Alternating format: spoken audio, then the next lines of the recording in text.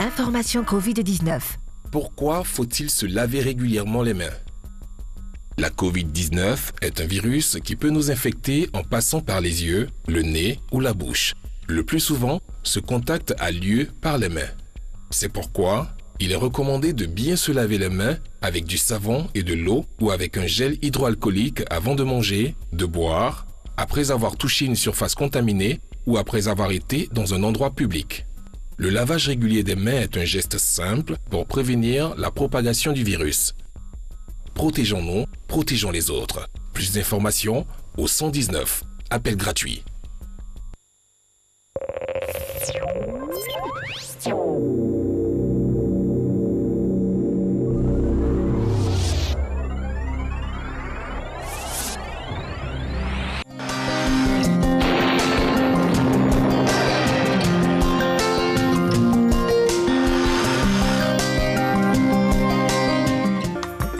Bonjour à toutes et à tous. La matinée sera caractérisée par des pluies faibles tôt le matin qui laisseront progressivement place à des intrusions du soleil, notamment sur les régions du nord-ouest et du littoral. Ailleurs dans le pays, le ciel s'affichera généralement nuageux.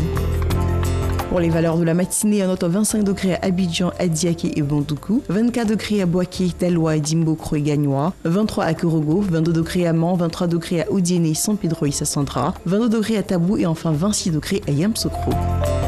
Cet après-midi, le début de période sera marqué par un temps ensoleillé sur la majeure partie des régions. En milieu ou en fin de période, on observera des pluies localisées, notamment sur les régions du sud forestier et du littoral. Les régions du nord, de l'ouest et du centre seront touchées par des orages accompagnés d'averses de pluie.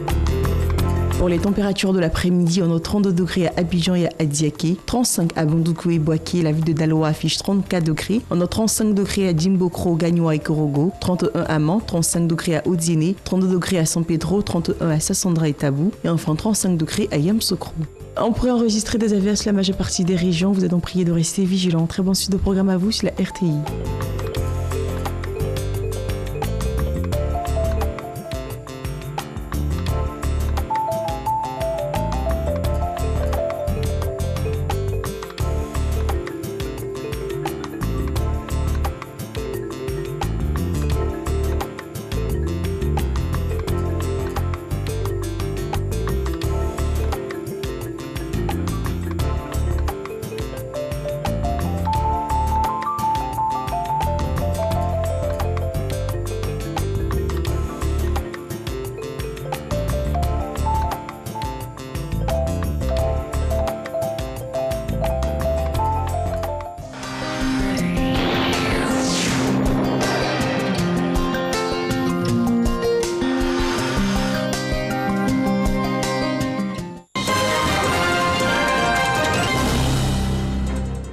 Mesdames et messieurs, bonjour et merci de nous retrouver sur RTI 1 pour cette première page d'information de la journée. Face à la pandémie de la Covid-19 qui affecte tous les secteurs d'activité, y compris celui de l'éducation nationale, la ministre Kandia Camara a animé jeudi une conférence de presse. Au cours de la rencontre, la ministre de l'Éducation nationale, de l'enseignement technique et de la formation professionnelle s'est prononcée sur le réaménagement du calendrier des examens à grand tirage et de la session 2020. Voici notre compte-rendu. À l'exception du CEPE, l'année scolaire 2019-2020 sera sanctionnée par une série d'évaluations sommatives. Elle porte uniquement sur le BEPC, le baccalauréat et les concours pédagogiques, une décision fondée sur plusieurs raisons. Une évaluation sommative formelle, consécutive à la reprise des enseignements après 2 mois d'interruption, serait laborieuse pour des enfants dont l'âge varie entre 9 et 12 ans. L'observance des mesures barrières recommandées pour la lutte contre la Covid-19 pourrait s'avérer difficile dans les 2323 centres d'examen devant accueillir 583 480 candidats susceptibles d'être accompagnés par leurs parents du fait de la situation particulière. La prise en compte des notes de contrôle continu et des examens blancs pour l'admission en 6e, sur la base de l'obtention de 85 points sur 170, soit une moyenne de 10 sur 20. Les tout-petits étant exemptés, Kandia Camara a en revanche communiqué sur les modalités du BEPC et du baccalauréat. Le BEPC aura lieu selon le calendrier suivant. Épreuve physique et sportive du lundi 8 au samedi 19 juin 2020. Épreuve orale du mercredi 8 au samedi 11 juillet 2020. Épreuve écrite, y compris le test d'orientation en seconde, du lundi 13 au mercredi 15 juillet 2020. Proclamation des résultats le mardi 28 juillet 2020 à 14 h. Concernant le baccalauréat, épreuve physique et sportive du lundi 22 juin au vendredi 3 juillet 2020. Épreuve orale et pratique. Bac technique du mercredi 15 au samedi 25 juillet 2020. Bac artistique du mardi 21 au samedi 25 juillet 2020. Bac général du mercredi 22 au samedi 25 juillet 2020. Épreuve écrite du lundi 27 au jeudi 30 juillet 2020. Proclamation des résultats vendredi 14 août 2020. Les examens et concours, quant à eux, se dérouleront du lundi 25 mai au vendredi 19 juin en cours. Après les épreuves écrites, les résultats de l'admissibilité et les tests psychotechniques, les résultats définitifs seront proclamés le 25 août 2020. Environ 5 millions de personnes sont attendues pour la révision de la liste électorale, un toilettage qui se tiendra du 10 au 20 juin prochain. C'est le président de la commission électorale indépendante en CEI qui l'a annoncé. Koulibaly Kouibier Ibrahim s'est prononcé sur les modalités d'exécution du toilettage de la liste électorale. C'était au cours d'une conférence de presse au siège de l'institution, une rencontre suivie pour RTI 1 par Sidonie Davila. Révision de la liste électorale. À compter du 10 juin prochain, la commission électorale indépendante CEI va démarrer cette opération qui consiste à mettre à jour la liste électorale. Le président de la CEI, face à la presse ce jeudi, donne les détails de l'opération. La révision a 3 objectifs. Le premier objectif, c'est la mise à jour de toutes les informations sur la liste électorale. Le deuxième objectif, c'est l'inscription de nouvelles personnes sur la liste électorale. Le troisième objectif, c'est expurger la liste électorale de ceux qui ne méritent plus d'y figurer. Par exemple, des personnes qui sont décédées ou des personnes qui sont privées de leurs droits civiques et politiques. Nous avons donc, à l'occasion bien entendu de cette pandémie qui touche tous les pays de la terre entière, on va distinguer 2 types d'enrôlement. Il y a l'enrôlement en ligne et il y a l'enrôlement physique. Toute personne désireuse de se faire enrôler doit se munir des pièces suivantes. Le premier, c'est la carte nationale d'identité. Si vous n'avez pas la carte nationale d'identité, vous pouvez vous procurer une attestation d'identité. Si vous n'avez pas une attestation d'identité, vous pouvez vous procurer le récépissé d'enrôlement à l'ONESI pour avoir la carte nationale d'identité. Et si vous n'avez pas non plus ce document, vous pouvez vous procurer un certificat de nationalité ivoirienne. Mais qui est concerné par cette opération? Il y a 2 catégories de personnes qui sont concernées par la révision de la liste électorale. Celles qui existent sur la liste électorale, ce sont les anciens.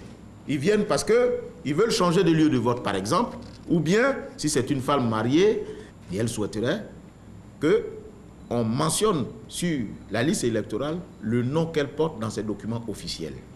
La deuxième catégorie, qui est la catégorie 2, il y a la composante concernant les majeurs, mais qui viennent pour la première fois, et il y a les mineurs qui sont devenus majeurs, ce qu'on appelle les nouveaux majeurs, qui viennent également se faire enregistrer pour la première fois.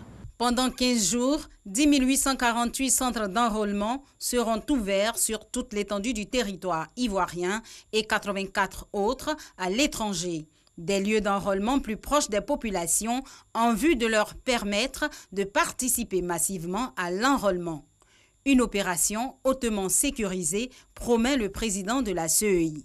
À cet effet, une réunion avec le grand commandement s'est tenue à la commission électorale indépendante. Hier, jeudi 4 juin, 152 nouveaux cas de Covid-19 ont été recensés en Côte d'Ivoire. Ils viennent porter le nombre total de cas actifs à 1643. Le ministère de la Santé et de l'Hygiène publique interpelle les populations. Il insiste sur le fait que la pandémie n'est pas terminée.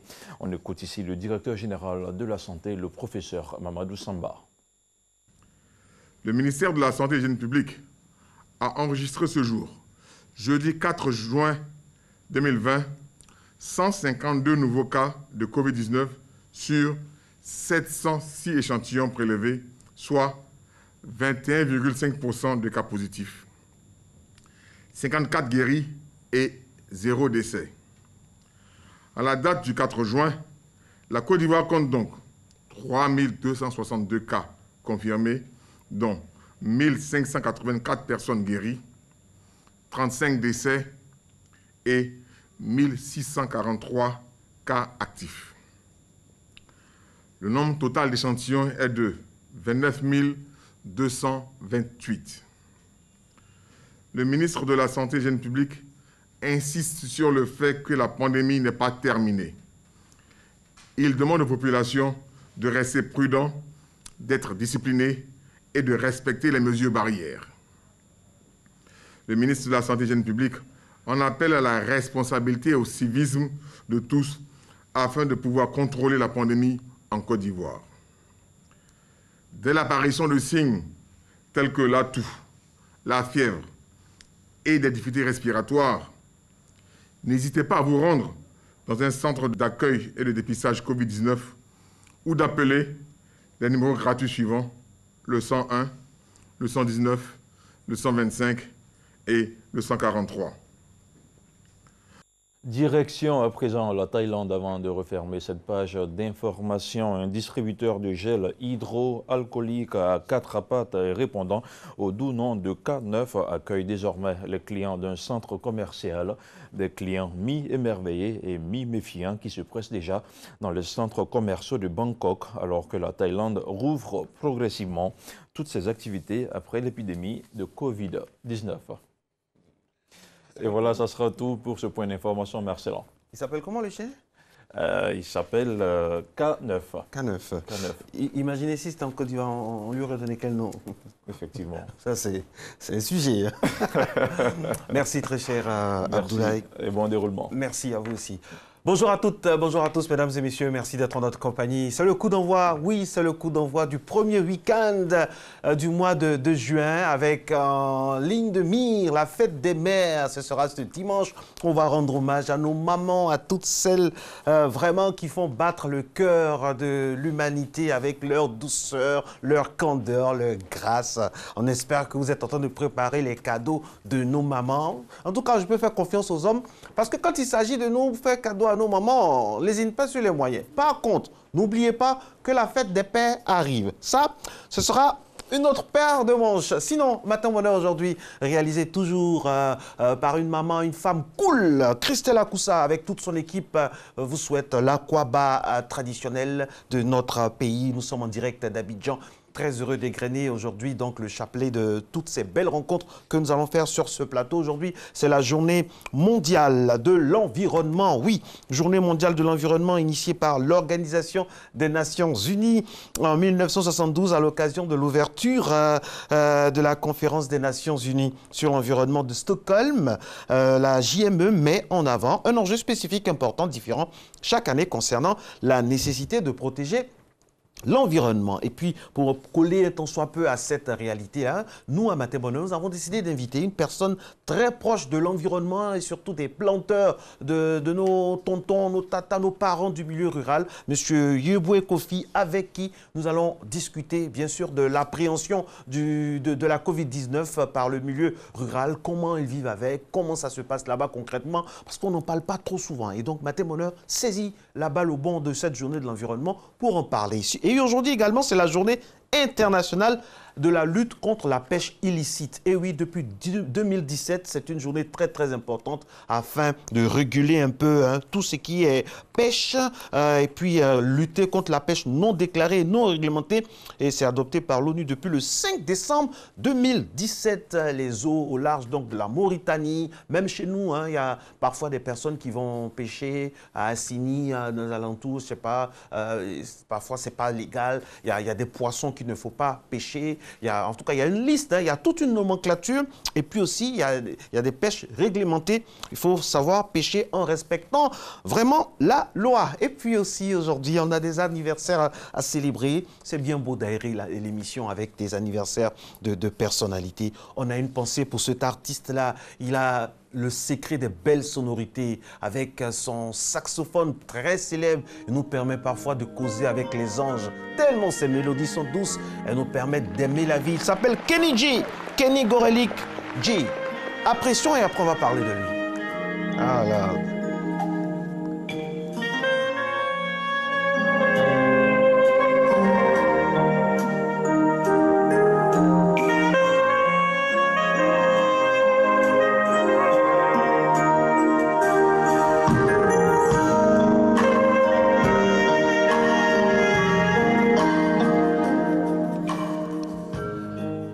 Mr. Kenneth Gorelick, il est né le 5 juin 1956 à Seattle. Il est plus connu sous le nom de scène de Kenny G, avec de nombreuses productions, créations. C'est un grand faiseur de mélodies. Et nous dédions cette chanson-là à toutes les mamans qui nous regardent, à toutes les mamans qui regardent leur conjoint, leur époux, enfin leur compagnon d'un œil en attendant un cadeau. Voilà, nous déjà à Matin Bonheur, c'est le premier cadeau des mamans officielles. C'est bien sûr cette magnifique chanson de Kenny G. Puis c'est pourquoi pas une idée cadeau. On peut se faire de petits coffrets comme ça fait du bien. Et puis voilà, de belles choses à nos mamans. Voilà. Je sais que les pères, les tontons, les enfants, tout ça, rivalisent d'imagination quand il s'agit de faire plaisir à nos mamans. Mais la question qu'on se pose de façon légitime, est-ce que c'est réciproque? That is the question, comme le disent les anglo-saxons. Je vais voir avec mon très cher collègue Renaud. Cette année, est-ce que les femmes ont décidé Christelle Akoussa, dites-nous, est-ce que cette année, nous, on va vous faire des cadeaux à la fête des mères. Vous avez décidé aussi de changer? Vous avez décidé de changer? Ok. On va voir. Sinon, Matin Bonheur également a une pensée, mesdames et messieurs, pour Sony Laboutansi. On n'a pas sa photo, parce que notre très cher Jean-Marc, c'est pas quelqu'un qui lit beaucoup. Sinon, il aurait su, par exemple, qu'aujourd'hui, on a une pensée pour M. Sony Laboutansi, Grand Prix littéraire d'Afrique noire, prix Renaudot, qui est né un 1er juin, écrivain congolais. Voilà, c'est vrai, il y a Kenny G aux États-Unis, mais il faut faire aussi la proximité avec nos artistes de chez nous. Sony Laboutansi, voilà, une grande personnalité littéraire de notre continent. Et puis aujourd'hui, mesdames et messieurs, marque le décès un 5 juin 2004 d'un ancien président des États-Unis, POTUS, President of United States, on les appelle POTUS. Donc lui, c'était le 40e président, Ronald Reagan, donc décédé donc le 5 juin 2004. Ronald Reagan, acteur, homme politique, homme d'État, homme politique américain qui s'en est allé ce jour-là. Voilà.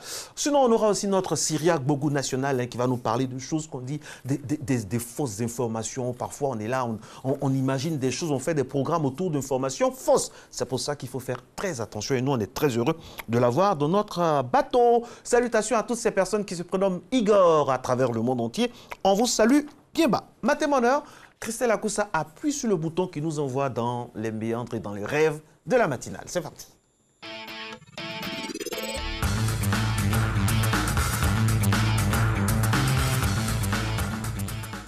Bonjour, je vous vois à la maison. Pour débattre pour vous servir. Aujourd'hui, nous sommes vendredi. Et qui dit vendredi, pas de fitness décalé. Aujourd'hui, léger circuit, ok, de cardio pour débutants. 5 exercices à exécuter, à réaliser dans leur entièreté. 30 secondes d'effort, 15 minutes de récup. Et après avoir réalisé les 5 paliers d'exercices, nous allons poser 1 minute et après reprendre encore les mêmes exercices. 30 secondes d'activité, 15 secondes de récup et encore 1 minute de pause après la réalisation des 5 exercices. Démonstration. Le premier exercice, nous aurons l'exercice de montée du genou. Là, on a accéléré. OK. Le premier exercice. Le deuxième, talon-fesse. On a accéléré, toujours sur place. Le troisième, jumping jack. OK. Et le quatrième, on viendra sur step. Vous assurez que votre step est bien positionné, est bien placé. Donc les montées, c'est ça. 30 secondes de montée. OK. 30 secondes. Et avant de revenir au prochain exercice, vous posez 15 secondes de récup. Gainage au niveau des épaules. OK. Et 30 secondes. Après avoir réalisé les 5 paliers d'exercice, vous posez 1 minute de récup et vous reprenez l'exercice chez vous à la maison. OK. Premier mouvement, élévation genou. Top, c'est parti. Rapide. 30 secondes d'activité. Et toujours respecter la distanciation de 1 mètre. Regarde droit devant. 15 secondes. Allez, bouge toujours. Travaille. Allez, on continue. 22 secondes. Reste toujours entre les plots. 25 secondes. Il nous reste 5 secondes. OK, 29. Et pause. 30 secondes. Et 15 secondes de récup. On travaille bien. Allez, on continue. 20 secondes déjà d'activité. Allez, continue. 23, 25. On continue. On travaille toujours. Allez, 30 secondes de pause. 15 secondes de récup. Jumping jack. Toc, c'est parti. 30 secondes. Regarde droit devant. La main. OK. Continue. Bien bon. Allez, c'est parti. Regarde droit devant. Droit devant. OK. Travaille. 30 secondes. Pour ceux qui sont à la maison, qui travaillent avec nous, si vous n'arrivez pas à aller au-delà de 30 secondes ou à atteindre les 30 secondes, vous pouvez poser un coup de chemin et continuer l'exercice ou reprendre l'exercice. Allez, on travaille toujours, on continue. 25 secondes. Il nous reste 5 secondes, on travaille. OK, top, 30 secondes. 15 secondes de récup. Allez, on vient là au step. Ça peut aller comme ça. OK. Les montées rapides avec mouvement de main. Regarde droit devant.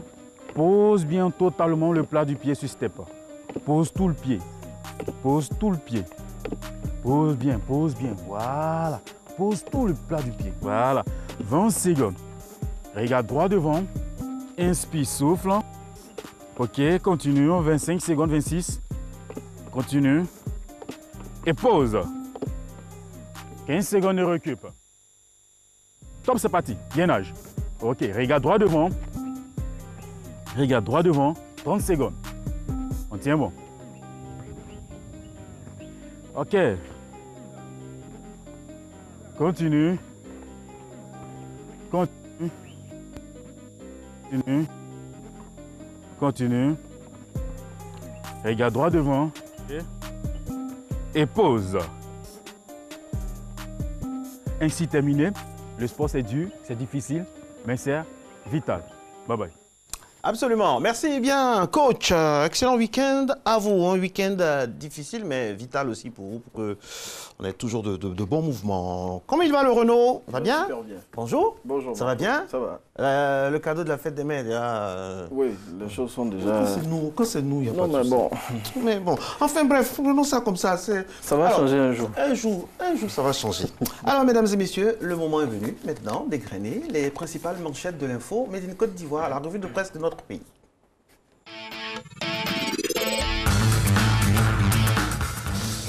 Alors, bonjour Renaud, l'examen du CEP et de l'entrée en 6e est annulé, c'est une première. Oui, En tout cas, de mémoire d'Ivoirien, sauf savoir si un peu longtemps dans le temps ça a été fait. Sinon, de mémoire d'Ivoirien, c'est la première fois que cet examen est annulé. Et c'est pour cette année, il faut le préciser. C'est ce qui ressort de la conférence de presse animée hier par la ministre de l'Éducation nationale, selon Kandia Camara. Cette décision a été arrêtée en raison des difficultés liées à la pandémie du coronavirus. Et pour tout savoir sur les dispositions prises pour pallier à cette situation et connaître les dates des examens du BEPC et du bac qui, eux, auront bel et bien lieu, il faut lire l'Inter de ce jour.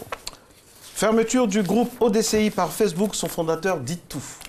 C'est dans une interview accordée à l'Expression que Thierry Kofi, fondateur et administrateur du groupe Observatoire démocratique de Côte d'Ivoire, revient sur les raisons de la fermeture de sa plateforme par les administrateurs du réseau social Facebook.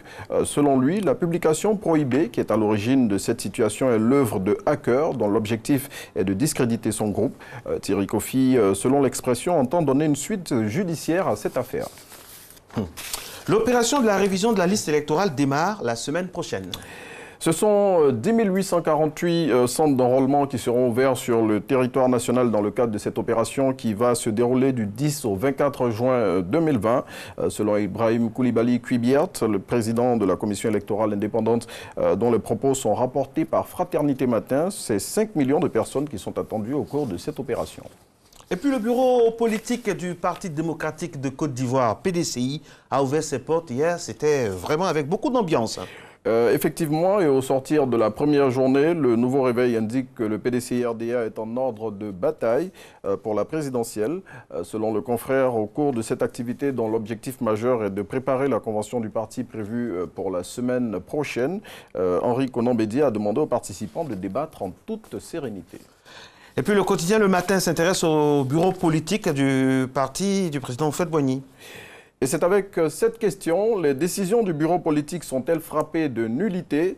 Selon le confrère, avec 400 présents sur 2124 membres, les résolutions de cette activité ne peuvent être crédibles. Toujours selon le quotidien, des personnalités du parti qui n'ont pas été conviées crient leur colère et préparent la riposte.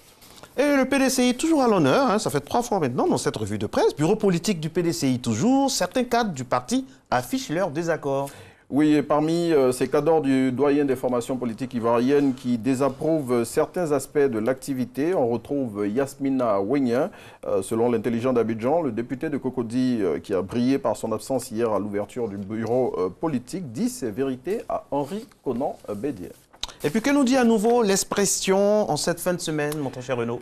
Coup d'état manqué de décembre 2019, des secrets jamais révélés sur la garde rapprochée de Guillaume Soro, c'est ce que barre à sa une le confrère, qui nous plonge au cœur du dispositif sécuritaire de l'ex-président de l'Assemblée nationale et livre des révélations fracassantes des ex-gardes du corps de Soro Guillaume. À lire donc. Et puis le stade Félix Houphouët-Boigny ferme le mois prochain pour une énième rénovation. Oui, cette enceinte sportive sera fermée pour des travaux de réhabilitation en vue de la CAN 2023 qui, tout le monde le sait, sera organisée par la Côte d'Ivoire selon l'Office national des sports. Ces travaux qui vont durer 20 mois vont permettre au Félicia qui a été construit dans les années 60 d'être entièrement rénové, couvert et doté de toutes les commodités, on l'espère, pour ne plus jamais refermer ses portes. Ok. Vous savez comment il s'appelait avant? Petite question. Le stade Géo-André. Oh, très bien, très bien. Oh, il est fort. On a eu l'occasion de chercher. Bon, deuxième question. Vous savez combien de fois il a été rénové ce stade? Ça, je ne saurais. Oui. Mais j'ai une anecdote à ce sujet aussi. Allez-y. Dans les mémoires du papa, parce que moi je l'appelle comme ça, Eugène Diekakou, grand nom de la télévision ivoirienne. Il y a un passage où il parle de la construction du stade Géo-André en faisant référence au doyen Eugène Diomandé. Oui. Et dans ce passage-là, il dit que le doyen, à l'époque, avait, pendant la construction du stade Géo-André, demandé au chef du chantier de lui noter le nombre de cailloux qui seraient utilisés pour la construction du stade Géo-André. Et il lui a noté tous les cailloux, je ne me rappelle plus du nombre exactement, mais une fois, au cours d'une de ses interventions, d'un reportage qu'il dédiait à Félix Houphouët-Boigny, il a donné le nombre exact de cailloux. du caillou qui avait été utilisé pour la construction du stade du Rwanda. Ouais, c'est ça. C'est un matin bonheur, mesdames et messieurs, qu'on a ces informations croustillantes là, comme ça. Restez avec nous chaque matin, ça fait du bien. Merci infiniment. Merci, Dans un instant, nous allons recevoir Cyriaque Bogou, responsable à l'innovation d'un incubateur, le vérificateur certifié de notre matinale, avec qui nous allons essayer d'avoir des informations. Il y a beaucoup de choses qui rythment les réseaux sociaux, le monde de l'info. Avec lui, on va essayer de vérifier ça. Sinon, aujourd'hui, on a une pensée également pour le général Marshall. Vous savez, le fameux plan Marshall, c'est issu d'un général américain qui a décidé d'aider tous les pays, notamment les pays européens, à la fin de la guerre mondiale, la Deuxième Guerre mondiale. Et ça a donné vraiment un véritable élan et ça a boosté, bien sûr, l'économie de bon nombre de pays. C'est ce qu'on a appelé après le plan Marshall, initié par le président, par le général Marshall, un général américain qui a eu cette bonne idée-là de tendre la main à l'Europe dévastée après la Seconde Guerre mondiale. Matin bonheur avec notre très cher Cyriaque Bogou, il est là. Christelle Akoussa, quand il est là, on lui dit à quoi bas de cette manière.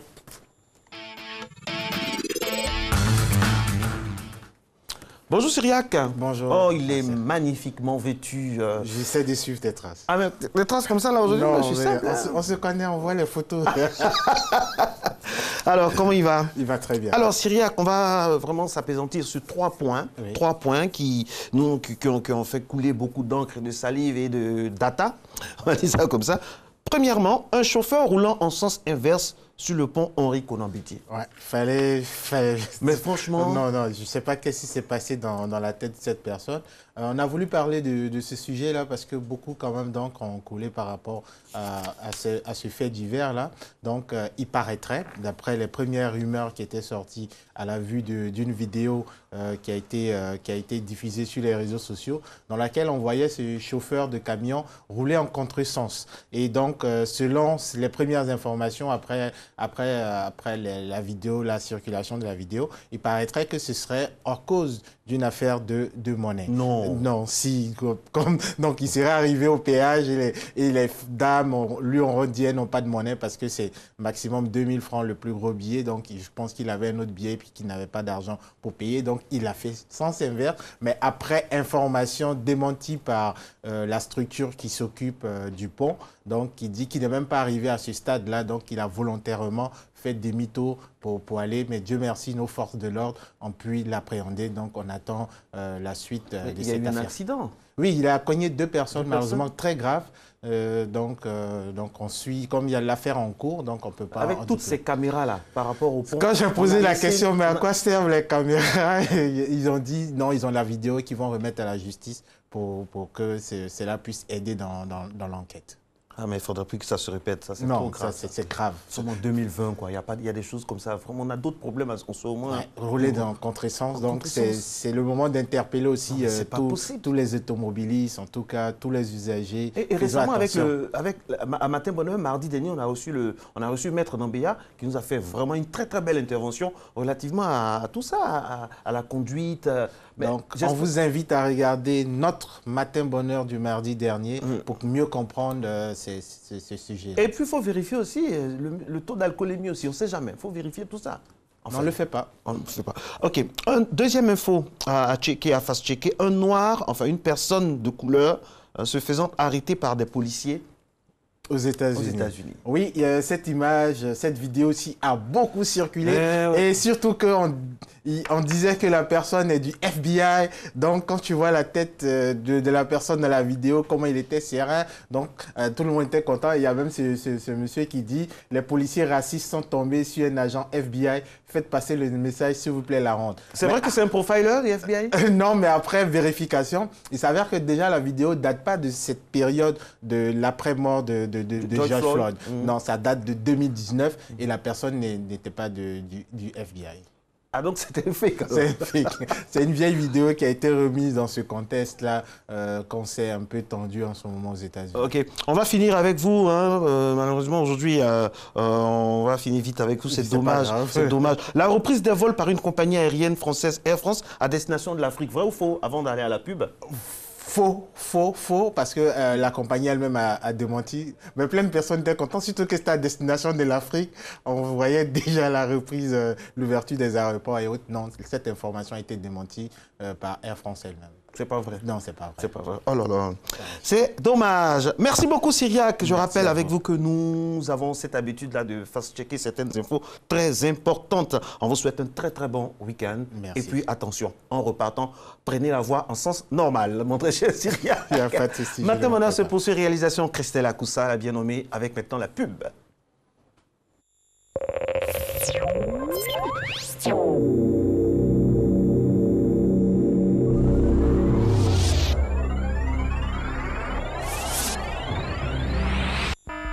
Information Covid-19.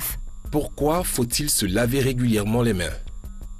La Covid-19 est un virus qui peut nous infecter en passant par les yeux, le nez ou la bouche. Le plus souvent, ce contact a lieu par les mains. C'est pourquoi il est recommandé de bien se laver les mains avec du savon et de l'eau ou avec un gel hydroalcoolique avant de manger, de boire, après avoir touché une surface contaminée ou après avoir été dans un endroit public. Le lavage régulier des mains est un geste simple pour prévenir la propagation du virus. Protégeons-nous, protégeons les autres. Plus d'informations au 119. Appel gratuit.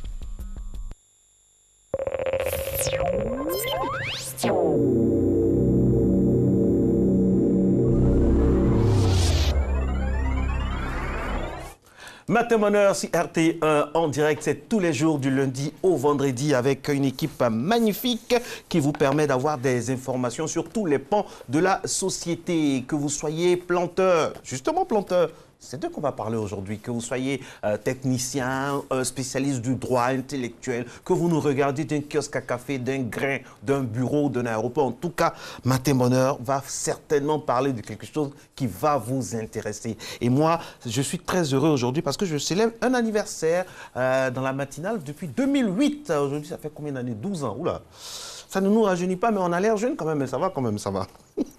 Monsieur Yoboué, comment ça va? Oui, ça va très bien, merci bien. Ah, on est heureux de vous avoir hein, parce qu'on va profiter de votre savoir. Vous êtes ingénieur agronome, oui. Vous êtes parmi les plus fréquents avec nos parents planteurs, vous les côtoyez. Alors, je rappelle hein, qu'en Côte d'Ivoire, on a pratiquement près de 2,5 à 3 millions de planteurs. Oui, wow. Oui, il faut ajouter que en tenant compte des actifs agricoles, ça fait à peu près 7 à 8 millions de personnes qui s'occupent de l'agriculture. C'est qui un planteur? Qui est-ce qu'on appelle planteur? Mais un planteur, c'est une personne qui a qui exerce une activité liée à la terre, ou bien liée à l'élevage, ou liée à la pêche. Parce que tout ça, ça fait partie de l'agriculture. Mais le planteur, lui, s'occupe spécialement des cultures. Alors, ça peut être des cultures vivrières et ça peut être des cultures de rente, genre café, cacao, EVA, etc. etc. Anacarde, banane, ananas, palmier, voilà, huile, EVA. Voilà, alors, Monsieur Yoboué, question à 50 sous. Quels sont les défis auxquels font face, bien sûr, nos parents planteurs en cette période de Covid-19? Bon, nos parents font face à 3 défis majeurs. Alors, le premier défi, c'est le défi de la sécurité sanitaire. Parce que, bon, on est en période de Covid. Qui dit Covid dit maladie qui touche l'ensemble de la population ivoirienne. Donc, il faut lever ce défi. Et pour relever ce défi, il faut respecter ce qu'on appelait les gestes barrières, c'est-à-dire la distanciation physique, l'utilisation des masques et puis l'utilisation des gels hydroalcooliques. Donc, nos planteurs font face à ce défi. Le deuxième défi, c'est le défi de la sécurité alimentaire. Ils doivent produire l'alimentation pour nourrir la population ivoirienne. Et ça, c'est important. Et le troisième défi, c'est le défi économique. Non seulement ils produisent des aliments, mais ils doivent produire des cultures d'exportation pour pouvoir permettre à notre pays d'avoir des devises pour faire face à ces engagements internationaux. Donc voilà le rôle que jouent nos parents paysans. C'est très important. Très, très important. On va revenir dans les détails hein, dans quelques instants, bien sûr, après ce jingle-là qui va positionner cette rubrique qui va parler exclusivement aujourd'hui de la sécurité, de la sérénité de nos parents paysans.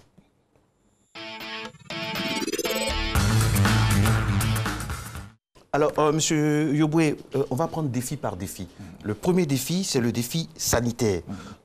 Dans un premier temps, ils se plaignent, hein, nos parents. Parfois, ils disent qu'avec la Covid, on ne parle pas souvent d'eux, on ne prend pas un peu leurs aspirations. Ils n'ont pas trop tort, hein, parce que, bon, dans un premier temps, le problème c'était de régler, circonscrire le Grand Abidjan. Donc, forcément, le réflexe, ce n'est pas d'aller vers eux. Pourtant, c'est très, très important de les prendre au sérieux, dès le début.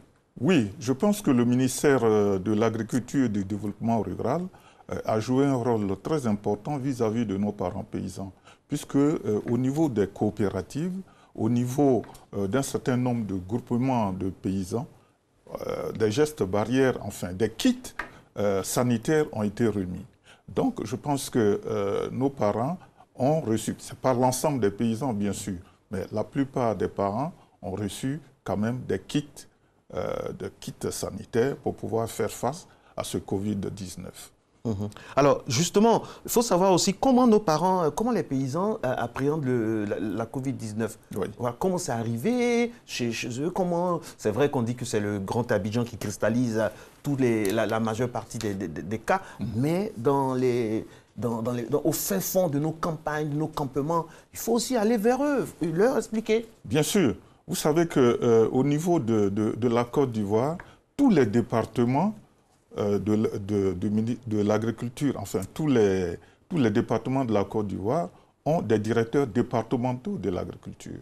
Et puis les grandes régions ont aussi des directeurs régionaux de l'agriculture. Donc lorsque le ministère de l'Agriculture lance un message, ce message est envoyé à l'attention des directeurs régionaux. Il y a des relais. Et il y a des relais. Et ceux-là vont donc sur le terrain pour pouvoir informer nos parents paysans. Et ces DR ou ces DD sont en relation aussi avec les coopératives agricoles. Et donc, toutes ces informations sont fournies au jour le jour à nos parents paysans. Et puis, il faut noter aussi que les spécialistes du ministère de l'Agriculture s'appuient aussi sur des personnalités très en vue au sein des communautés, les chefs de village, les représentants des femmes, tout ça, pour faire passer le message. Bien sûr, alors, le message, il passe comment? Comment expliquer à nos parents paysans les tenants et les aboutissants de la Covid? Bon, la dernière fois, lorsque nous étions sur cette chaîne, nous avons parlé des tenants et des aboutissants. Parce que les paysans, c'est eux qui doivent nourrir la Côte d'Ivoire. S'ils sont malades, qui va nous nourrir? Personne. Donc, ils sont les premiers qui sont concernés par cette maladie. Aucun planteur pour le moment n'est touché, n'a été touché par... À ma connaissance, non. Okay. Heureusement, on touche du doigt. Alors, mais nos parents paysans, par rapport aux gestes barrières qu'on leur a donnés, que l'État de Côte d'Ivoire a indiqué, respectent ces gestes barrières. L'inquiétude, pour nous, c'était de ne pas confondre les gestes barrières liés au Covid par rapport aux gestes barrières liés à l'utilisation des produits phytosanitaires. C'était ça le problème. Parce que lorsque vous utilisez les gestes barrières pour le Covid, c'est quoi? C'est l'utilisation des masques, c'est l'utilisation des gels hydroalcooliques et c'est l'utilisation des gants, etc., etc. Ça, c'est pour le Covid. Mais vous savez que pour pouvoir lutter contre les nuisibles des cultures, il faut aussi lutter, il faut aussi faire des gestes barrières. Et ces gestes barrières, c'est porter des masques, porter des gants, porter des combinaisons et porter des bottes. Et notre inquiétude, c'était de leur dire, ne confondez pas les deux kits. Il y a le kit pour la Covid-19 et il y a les kits pour les traitements phytosanitaires. Donc, c'est ce que nous leur disons et je pense qu'à ce niveau, le message est bien passé. Mais l'inquiétude, pour nous, c'est de leur dire aussi qu'en cette période, il est facile de trouver sur le terrain des produits frauduleux. N'importe qui se lève, il s'en va vendre un produit. Pour dire que ce produit-là est dangereux, c'est un produit qui est bien, bon marché, etc. Et c'est des produits toxiques. Alors c'est pourquoi, quand on interrogeait avec notre assistant Jean-Marc Oka, on a interrogé des planteurs qui nous ont dit, mais avec cette affaire de Covid, nous, il y a déjà les faux produits phytosanitaires qui viennent des pays là, qui nous fatiguent, qui fatiguent notre poitrine. C'est comme ça qu'ils s'expriment. Donc je comprends maintenant... Mais justement, il y a plein de produits frauduleux qui circulent sur le terrain. Nous disons, attention. Ça vient d'où? Ça vient des frontières, ça vient... Bon, je ne vais pas citer de pays, mais en général, c'est des produits qui viennent de Takikro, enfin, qui passent par Takikro. Takikro, c'est où? C'est la frontière vers Anibileko. D'accord. Bon, je ne vais pas citer... Mais non, vous avez déjà cité. Voilà. Bon, voilà. Donc, ces produits frauduleux, c'est des produits qui sont excessivement dangereux. Oui, on ne connaît pas le statut toxicologique de ces produits-là. Et c'est comme des déchets toxiques qui ont été mis en boîte. Ah. Et ces produits-là, utilisés sur nos cultures, polluent nos cultures, nous entraînent, nous donnent des maladies. Et tuent nos parents à petit feu. Parents à petit feu. Donc, ces produits-là sont plus dangereux que la Covid-19.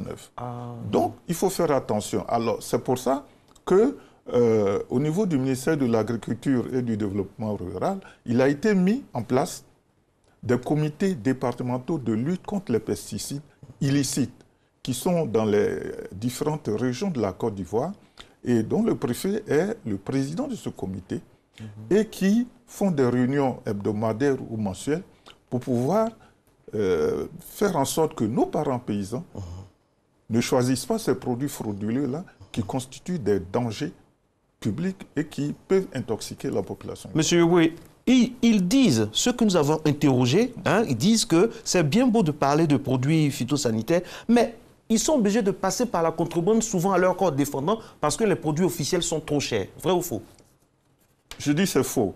Parce que d'abord, le ministre de l'Agriculture et du Développement rural a permis que les produits homologués puissent circuler librement sur le territoire national. Et être à la portée de tous. Et être à la portée de tous. Et ça, il faut remercier le ministre qui, en pleine période de Covid-19, a dit qu'il faut que ces produits-là circulent librement sur le territoire national, ce qui est fait. Comme il y a, les fabricants aussi sont à Abidjan, mais ils ont des succursales à l'intérieur du pays. Donc ces produits sont mis à la disposition des paysans. Alors, quand ils disent que le produit frauduleux est moins cher, mais ce qui est moins cher revient toujours plus cher. Quand vous prenez un produit moins cher qui brûle votre exploitation agricole, qui intoxique vos enfants, qui fait en sorte que votre produit, votre culture, votre cacao ne peut pas être vendu, ça devient un problème. Donc, c'est pourquoi le ministère de l'Agriculture dit utiliser des produits homologués. Et les paysans savent ce que c'est qu'un produit homologué, un pesticide homologué. Un pesticide homologué, c'est un pesticide dont l'étiquette n'est pas en anglais, dont l'étiquette respecte des normes, qui a un numéro d'homologation. Par qui? C'est homologué par qui? Par le ministère de l'Agriculture et du Développement rural. Oui, et qui regroupe, le comité d'homologation regroupe à peu près 12 ministères. Quand ça arrive, par exemple, de l'extérieur, que ça arrive au port d'Abidjan, alors, il y a une commission là-bas, on examine ça, ou bien ça va directement chez nos parents, comme ça? Non, ce n'est pas comme ça marche. Voilà, expliquez s'il vous plaît. Avant qu'un produit ne soit utilisé sur le territoire ivoirien, il faut qu'il soit expérimenté. Expérimenté, c'est-à-dire vous parlez de toutes sortes de produits ou bien de produits destinés seulement aux planteurs? Les produits destinés aux planteurs, c'est dans ce domaine-là que je suis. Alors, les pesticides arrivent. D'abord, vous faites une demande au ministère de l'Agriculture. Vous dites, je veux expérimenter un produit sur le territoire national. On vous donne un accord. Et on vous dit, vous pouvez l'expérimenter dans telle condition. Vous dites ce que c'est. Est-ce que c'est un pesticide cacao? Est-ce que c'est un fongicide? Est-ce que c'est un herbicide? Etc., etc. Une fois que la commission a étudié, on vous dit, prenez contact avec tel institut de recherche pour pouvoir tester votre produit. Et le test va durer 2 ans, parce que cela doit se faire dans les conditions pédoclimatiques de notre pays. Voilà. Alors, une fois que c'est fait et que les résultats sont bons, parce que les résultats peuvent ne pas être bons. Quand les résultats sont bons, alors il y a la commission qui siège pour vous donner un agrément, une homologation. Qui décide que les résultats sont bons? C'est là où les choses se passent? Non, c'est le chercheur. C'est le chercheur qui dit, je teste un produit, je fais plusieurs doses, et puis je prends un témoin, etc. Il y a toute une procédure. Ce serait un peu compliqué de pouvoir entrer dans les détails. Et une fois que c'est fait, on compare un produit qui est déjà homologué par rapport au nouveau produit, et puis on voit les résultats. Est-ce que le nouveau produit le nouveau pesticide produit plus que le produit qui a déjà été homologué? Est-ce que le rendement est plus élevé? Est-ce que ça respecte l'environnement? Est-ce que ça respecte l'environnement et tout ça? Voilà. Donc, ils étudient tout ça et puis on te donne un numéro, enfin, on te donne un agrément. Et cet agrément-là vous permet de pouvoir commercialiser votre produit sur le terrain. Voilà. Donc, mais lorsque vous avez l'agrément, ça veut dire que votre produit, vous pouvez faire la prévulgarisation. Parce que c'est le paysan, dans tout ça, c'est le paysan qui va choisir le produit, le pesticide. Donc, vous allez chez les paysans, vous distribuez des produits, vous testez en vraie grandeur, et puis le paysan dit, bon, vraiment, votre produit a été testé, je suis d'accord, je vais l'utiliser, etc., etc. Mais avec la Covid, qui fatigue aussi psychologiquement nos parents planteurs, est-ce que ce n'est pas le moment aussi pour les contrebandiers de profiter de cette période où il y a une certaine faiblesse là pour écouler encore? D'où ma question qui vient, est-ce qu'on peut quantifier le pourcentage de produits frauduleux qui rentrent par an? Oui, on peut quantifier. Vers les années 2014, le taux de pesticides fraudulents en Côte d'Ivoire était autour de 40%. Aïe, aïe, aïe. Et ça a une incidence indubitable sur... Ça avait une incidence très grave sur l'économie ivoirienne. Aujourd'hui, où je vous parle, grâce à l'appui du ministère de l'Agriculture et du Développement rural, grâce à l'appui du service de la direction qu'on appelle la DPVCQ, ce taux est retombé à 15%. Parce qu'il y a eu des actions qui ont été menées sur le terrain. Les actions de formation, les actions d'information et la formation des CDLPI dont je vous ai parlé tout à l'heure. Et beaucoup d'autres activités ont été faites sur le terrain pour permettre à nos parents paysans de choisir les produits homologués en lieu et place des produits frauduleux. Donc, beaucoup d'activités ont été faites et grâce à l'appui des ONG, CropLife, Côte d'Ivoire, CropLife International, qui ont appuyé le ministère pour pouvoir mener ces actions sur le terrain. Parce que, qu'on le veuille ou non, de toute façon, ces pesticides sont aussi des produits toxiques. Donc, il faut éviter que les paysans s'intoxiquent. Mais le statut toxicologique de ceux-là, c'est connu. Donc, il y a un dossier. En cas de problème, on sait comment il faut gérer ces problèmes. Eh oui. L'avantage de nos parents paysans, c'est que par rapport aux gestes barrières, ils ont une longueur d'avance parce qu'ils ont une manière de se protéger déjà en utilisant les pesticides. Gants, masques, tout ça, c'est très très important. On va revenir là-dessus tout à l'heure dans la dernière partie de notre conversation. Je rappelle que nous sommes avec M. Yeboué Kofi Roger, il est ingénieur agronome pour parler un peu de Covid et puis tout ce qui rythme l'actualité de nos parents paysans. Alors pour comprendre l'ampleur de la situation que vit le monde rural, on a rencontré quelques acteurs et pour le moins qu'on puisse dire, mesdames et messieurs, les activités sont en berne. On les écoute grâce à la dextérité de notre reporter terrain, Emmanuel Bonzo.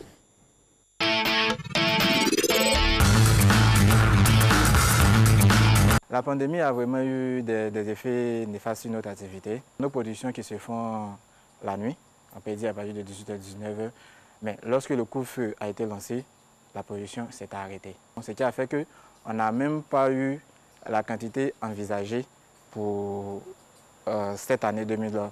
Cela a encore eu vraiment des effets encore sur nos producteurs eux-mêmes, dans la zone de Katiola, Bokanda, et ainsi de suite.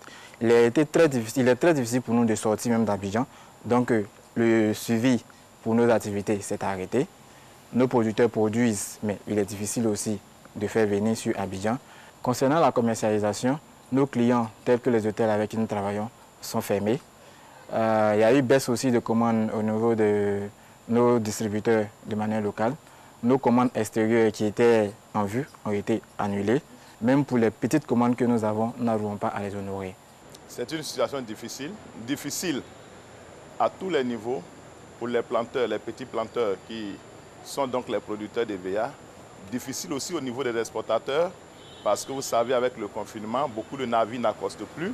Les entreprises au niveau de la Malaisie, la Chine et Singapour, donc qui reçoivent nos produits aussi, ont quasiment fermé. Donc aujourd'hui, nous ne recevons pratiquement plus de commandes. Et même les rares commandes que nous recevons, c'est des commandes qui sont faites à dessein de telle sorte qu'il n'y a même pas de marge qui bloque donc notre activité. Les planteurs, nous qui devons acheter chez les planteurs, donc ensuite l'expédier, n'ont pas cette capacité, n'ont pas les moyens pour le faire aujourd'hui. Et nous sommes en train donc de faire avec les moyens de bord. Nous espérons que cette situation va passer et que tout pourra donc reprendre. Mais c'est une situation véritablement difficile, non seulement pour les planteurs qui sont donc nos fournisseurs, mais aussi pour les exportateurs que nous sommes qui travaillent avec l'international. Nous avons aussi appris par voie de presse qu'effectivement l'État a dégagé des moyens pour aider tous ceux qui sont dans les secteurs d'activité qui sont sinistrés par la crise. Nous attendons toujours, notre ministère de tutelle ne nous a pas encore contactés dans ce sens, ni le conseil de l'EVR qui est en charge de l'EVR du Palmier à Une ne nous a pas aussi contactés pour nous dire comment est-ce que ces dons-là ou bien ces aides-là sont faits. Mais nous sommes toujours en attente et nous espérons que cela va donc venir et que cela pourra donc nous aider donc à relancer notre activité. Eh oui, planteurs, exportateurs, même combat, même difficulté, monsieur. Oui, c'est clair là, c'est pas facile. Oui, c'est pas facile en période de Covid. Tout le monde doit se lever pour pouvoir lutter afin que nous revenions à une situation normale. Monsieur Yoboué, le monsieur a dit tout à l'heure, on dit qu'il y a l'argent, vous connaissez, on dit qu'il y a l'argent pour les secteurs sinistrés, notamment planteurs. Où est-ce que ça est? Oui, mais ça va se faire étape par étape. Vous savez qu'il y a beaucoup, je vous ai dit que la Côte d'Ivoire a une économie agricole très diversifiée. Il y a des producteurs de coton, il y a des producteurs de bananes, de palmiers, d'EVA, etc., etc. Donc, ce qu'il a dit, je suis sûr que le ministère de l'Agriculture et du Développement rural est au courant de cela et que des actions vont être entreprises. D'ailleurs, il y a des actions qui ont été menées déjà sur le terrain par le ministère de l'Agriculture, distribution de gel, Oui, CropLife Côte d'Ivoire, CropLife International avait mis à la disposition du ministère de l'Agriculture des seaux, des robinets, du savon, des gels, etc. Un certain nombre de kits à l'attention des paysans. Donc, je pense que tout ce qui vient d'être dit n'est pas tombé dans l'oreille. Je suis sûr que le ministre de l'Agriculture est déjà informé de cette situation. Alors, monsieur Yoboué, je disais tout à l'heure que le fait d'utiliser les pesticides, parce que tout ce que les planteurs, les personnes de ce milieu du monde agricole ont en commun, c'est l'utilisation de matériel par rapport aux pesticides. Pesticides, c'est comme ça qu'on dit, non? Oui. Oui, pesticides. Alors, il y a une manière de les utiliser qui s'apparente à la protection par rapport à la Covid. Donc, vraiment, c'est un peu plus facile, aussi curieux que cela puisse paraître, c'est plus facile de sensibiliser les paysans que quelqu'un de la ville, par exemple. Oui, c'est vrai. Puisque les paysans qui ont des exploitations agricoles et qui utilisent les produits phytosanitaires, je tiens à préciser que dans les produits phytosanitaires ou pesticides, il y a deux types. Il y a les biopesticides, c'est-à-dire des pesticides qui peuvent être des extraits de plantes, etc. Qui sont plus chers, soit dit en passant. Bon, quelquefois plus chers. Et puis, des pesticides de synthèse. Mais quoi qu'il en soit, pour utiliser un pesticide, il faut se protéger. Alors pour se protéger, il faut porter des masques, il faut porter des combinaisons, il faut porter des gants, et puis il faut porter des bottes. Donc le ministère de l'Agriculture s'assoit sur ce créneau-là pour sensibiliser nos parents. Déjà, c'est important. Oui. Et nos parents le savent. Vous ne verrez pas, sauf cas rare, de paysans qui est en train de traiter et qui traitent torse nu ou qui se promènent comme ça. D'ailleurs, CropLife Côte d'Ivoire, CropLife International font des formations annuelles pour inviter nos parents à utiliser ces techniques de protection pour pouvoir faire la barrière entre les gouttelettes de produits et eux-mêmes. Donc, ils sont habitués. Mais nous disons que les gestes barrières que vous utilisez au champ ne doivent pas être les mêmes gestes barrières par rapport à la ville. C'est-à-dire, ne prenez pas vos habits que vous avez utilisés pour faire les traitements phytosanitaires, ne venez pas en ville pour pouvoir vous promener avec, parce que ces kits sont déjà pollués par les produits phytosanitaires. Donc, lorsque vous avez fini vos traitements phytosanitaires au champ, alors débarrassez-vous de ces habits-là, lavez-les, et puis lorsque vous arrivez en ville, vous avez les gestes barrières du Covid que vous connaissez, c'est-à-dire gel hydroalcoolique, distanciation physique, etc. etc. Ah, j'imagine que ce n'est pas évident de respecter tout ça dans les plantations, hein, avec cette proximité, ce côté naturel là, quand on est au champ, tout ça, oui. Ça enlève aussi la spontanéité. Oui, Mais vous savez que tous les paysans aussi ne vivent pas dans les petits villages, dans les petits hameaux. Il y a certains qui vivent dans des grandes villes. Voilà. Donc, lorsqu'ils sont dans les grandes villes, même partout, il faut essayer de faire cette distanciation physique. En tout cas, on espère que tout le monde vous a entendu. Il faut savoir utiliser les produits phytosanitaires en cette période-là, très très important. Et puis, il faut des produits homologués. Et puis, à côté de ça, profiter de cette expérience-là par rapport à la protection des produits phytosanitaires pour se protéger, parce que l'économie de notre pays repose sur c'est près de 8 millions de personnes concernées par les activités agricoles. Merci à vous. Merci au ministère de l'Agriculture aussi pour ce qu'on fait pour nos parents. Merci également à toutes ces ONG dans le monde, CropLife par exemple, Côte d'Ivoire et Monde qui agit pour les paysans. Voilà. Martin Moneur, merci beaucoup. Oui, c'est fini. Okay, on a fini. Vous avez dit l'essentiel, monsieur Eboué. Merci. Je voulais remercier le ministre. Non. Bon, non, Martin Moneur, on ne fait pas ça. On va directement. Merci d'être resté en notre compagnie. On remercie tous les parents, les paysans qui tiennent malgré ces moments difficiles. Et puis, on remercie bien sûr les autorités qui font leur part afin qu'on puisse sentir vraiment la résistance au niveau des planteurs. Martin Moneur, le lieu où l'on s'informe sur tous les sujets. Bon week-end. Dans ce contexte difficile lié à la pandémie de la Covid-19, la Direction générale de la RTI remercie ses annonceurs pour leur confiance et leur fidélité. Le groupe RTI reste mobilisé aux côtés du personnel de santé, des forces de sécurité et de l'ensemble de la population ivoirienne pour contribuer significativement à l'effort collectif de lutte contre la pandémie de la Covid-19. RTI, la marque du service public.